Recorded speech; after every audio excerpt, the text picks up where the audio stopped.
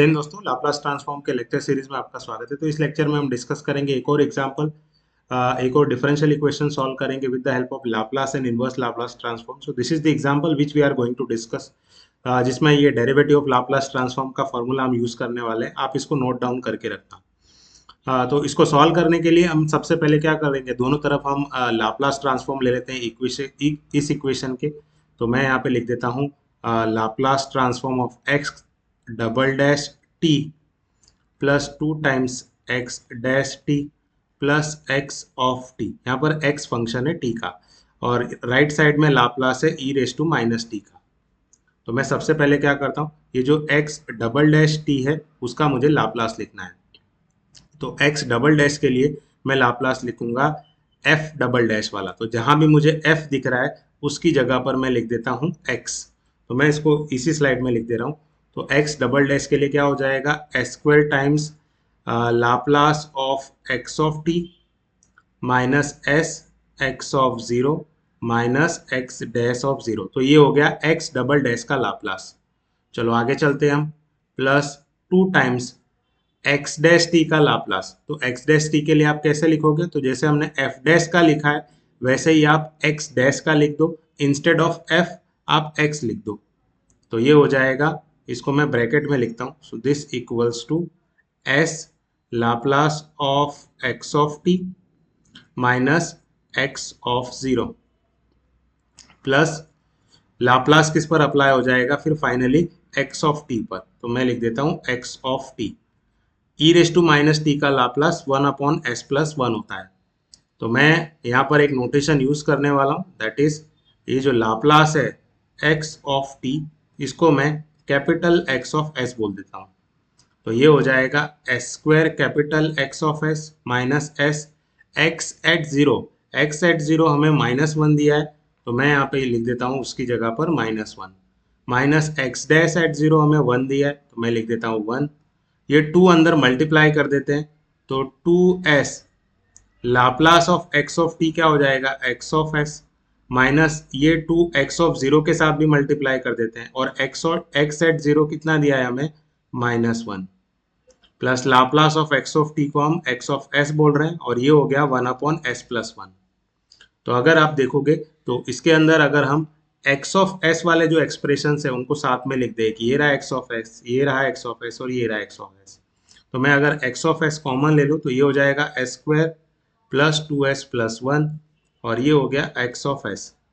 यहाँ पर ये हो जाएगा प्लस एस -1, और यहाँ पर ये हो जाएगा +2 इज इक्वल टू 1/s+1। तो ये तो हो गया इसका सिंप्लीफिकेशन पार्ट। तो एस स्क्वायर प्लस 2s+1 को मैं s+1 का स्क्वायर लिख सकता हूँ, x of s plus s+1 is equal to 1/s+1।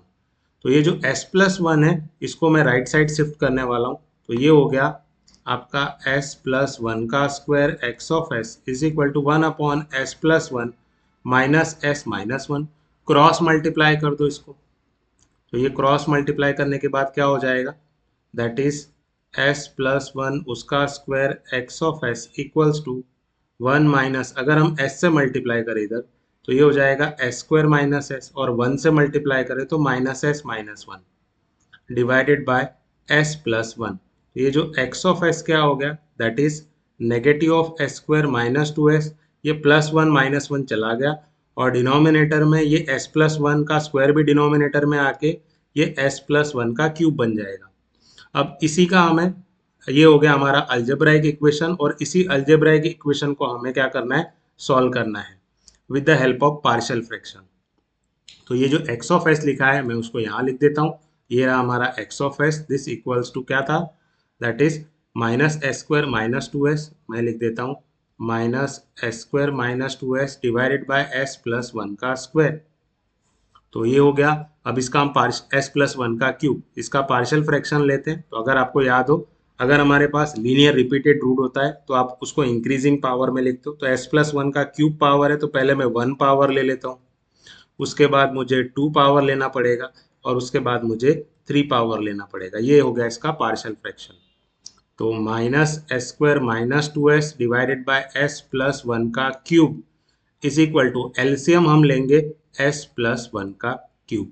तो a को किसके साथ मल्टीप्लाई करना पड़ेगा, s प्लस वन का स्क्वायर, b को s प्लस वन के साथ, और c as it is s plus one का क्यूब तो चला गया, तो यहाँ पर बचेगा minus S square minus two S is equal to A को s प्लस वन के स्क्वायर से मल्टीप्लाई करोगे तो ये हो जाएगा A S square plus two A S plus A, B को अंदर मल्टीप्लाई करोगे तो बी एस प्लस बी, और ये सी, तो ये हो गया a S square, two a plus b में कॉमन ले लेता हूँ एस कॉमन लेने से, और हमारे पास कांस्टेंट टर्म है ए प्लस बी प्लस सी, तो मैंने इसको एस स्क्वायर एस और कांस्टेंट टर्म इस तरह से लिख दिया। अब मैं क्या करूंगा, दोनों तरफ कोएफिशिएंट कंपेयर करूंगा, तो एस स्क्वायर का कोएफिशिएंट लेफ्ट साइड में -1 है और राइट साइड में ए है, तो मेरी ए वैल्यू क्या हो गई -1। चलो एस का कोएफिशिएंट लेफ्ट साइड में -2 है और राइट साइड में 2a प्लस बी है, जिसमें a की वैल्यू मुझे पता है दैट इज -1, तो ये हो गई -2 प्लस बी, तो मेरी b वैल्यू क्या हो गई 0। और कांस्टेंट टर्म है ही नहीं लेफ्ट साइड में, और राइट साइड में क्या है a plus b plus c constant term है, जिसमें से a वैल्यू मेरी -1 और b वैल्यू मेरी 0 है, तो c मुझे यहाँ पर मिल गया +1। इसी ABC को उठाकर मैं अपने इक्वेशन में रख देता हूँ, तो a मेरा आया था -1, तो -1 upon s plus one, b मेरा है 0, तो 0 अपॉन एस प्लस वन का स्क्वायर, और c मेरा 1 है तो 1 अपॉन एस प्लस वन का क्यूब, तो ये फाइनली मुझे मिल रहा है -1 अपॉन एस प्लस वन और दूसरा 1 अपॉन एस प्लस वन का क्यूब, तो ये मेरा क्या है कैपिटल एक्स ऑफ एस। अब मैं क्या करता हूँ, दोनों तरफ इन्वर्स लाप्लास ले लेता हूँ, तो मैं इन्वर्स लाप्लास ले लेता हूँ लेफ्ट साइड में और मैं इन्वर्स लाप्लास ले लेता हूँ राइट साइड में, तो ये क्या हो गया, माइनस में अगर बाहर ले लूँ तो ये inverse Laplace 1 upon s plus one का है, और यहाँ पर प्लस इन्वर्स लाप्लास क्या है 1 अपॉन एस प्लस वन का क्यूब है। देखो 1 अपॉन एस प्लस वन का इन्वर्स लाप्लास क्या होता है, that is e raise to minus t. अब ये जो s प्लस वन है, अगर मुझे s में करना है तो बाय फर्स्ट शिफ्टिंग प्रिंसिपल मैं E raise to minus T बाहर ले लूँ, तो ये इन्वर्स लाप्लास हो गया 1 बाय एस क्यू का। तो अगर आपको याद हो मैंने फॉर्मूला ऑलरेडी लिखा है, इन्वर्स लाप्लास किसी भी 1 by S raise to N plus one का T raise to N upon N factorial होता है। तो हमें निकालना है एस क्यू का, तो एस क्यू को मैं लिख सकता हूँ s raise to 2 plus one, तो मेरा n यहाँ पर 2 हो गया, तो ये हो गया T square by 2 factorial that is t square by 2, तो ये हो गया negative of e raise to minus t plus e raise to minus t, तो इसका इन्वर्स लाप्लास क्या हो गया टी स्क्वायर बाय 2। तो अगर मैं E raise to minus T common निकालूं तो ये हो गया T square by 2 minus one, जो हमारा आंसर हो गया।